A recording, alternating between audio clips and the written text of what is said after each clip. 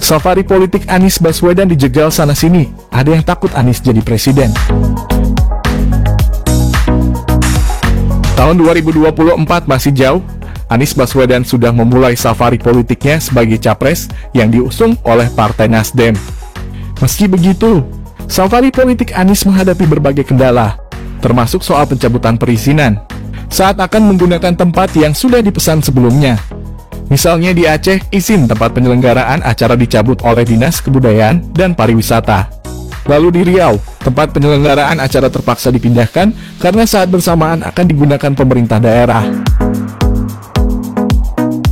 Menanggapi ini, relawan Indonesia Milenial Anies Omar Hegaro heran, sebagai negara demokrasi, semestinya tidak ada persoalan semacam ini.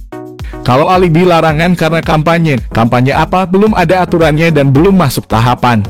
Mas Anies keliling sama kayak pejabat lainnya juga berkeliling, kata Omar kepada Rakyat Merdeka kemarin. Dikatakan safari Anies Baswedan di berbagai daerah tidak bisa dianggap sebelah mata oleh lawan politik. Sebab sambutan masyarakat tua muda, emak-emak, anak muda, dan tokoh masyarakat amat luar biasa.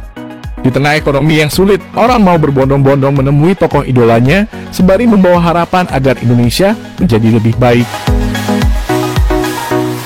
Jika safari dan kondisi ini berlanjut sampai 2024, atau minimal sampai kampanye resmi, Omar yakin Anies Baswedan bakal jadi presiden. Karenanya dia menilai wajar jika ada pihak yang gerah dengan agenda safari kebangsaan Anies Baswedan. Apalagi Anies sudah mulai tancap gas. Sementara kontestan lain yang masih merapikan basis kekompakan koalisi, calon yang mau diusung izin dari partai, atau bahkan menimbang untuk masuk ke koalisi perubahan, pengusung Anies Baswedan, sindir Omar. Omar pun tak khawatir dengan berbagai kendala ini, sebab publik akan sadar dan justru malah menaikkan popularitas dan elektabilitas Anies Baswedan. Relawan Anies Baswedan dari Gerakan Persaudaraan Muslim Indonesia atau GPMI Syarif Hidayatullah menyayangkan jika benar ada yang sengaja menghalangi safari politik jagoannya. Kenapa takut sekali? Mungkin sadar dukungan kepada Anies di berbagai daerah mulai membesar. Survei juga semakin meningkat. Bahkan dinyatakan head-to-head tipis sama Ganjar, kata Syarif kepada Rakyat Merdeka kemarin.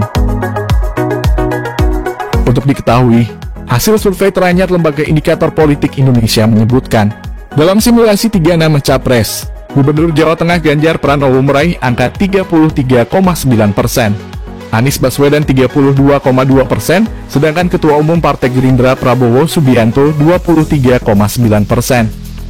Padahal pada September lalu, Anies meraih angka 25,7%, masih di bawah Prabowo yang mencapai 29,1%. Sementara Ganjar paling teratas yaitu 36,2%. Meski tanpa kehadiran Anies Baswedan, seluruh simpul relawan khususnya GPMI terus bergerak menjual mantan Gubernur DKI Jakarta ini. Diakuinya jualan dan sosialisasi Anies Baswedan lebih mudah. Hampir seluruh kegiatan relawan dihadiri antusiasme warga. Menanggapi ini, Sekjen Partai Nasdem Johnny Plate meminta pemerintah daerah untuk tidak mempersulit orang dalam berdemokrasi. Untuk kepentingan demokrasi, tentu pemerintah daerah perlu juga membantu untuk kelancaran program peningkatan kualitas demokrasi Indonesia, kata Plate kepada wartawan di Kompleks Istana Kepresidenan Jakarta kemarin. Dia berharap baik di pusat maupun daerah, pemerintah membantu komunikasi antara masyarakat dengan tokoh-tokoh dan calon pemimpin nasional. Yang penting selalu sejalan dengan aturan yang ada. Semoga koordinasinya lebih baik ke depan, tutur Plate.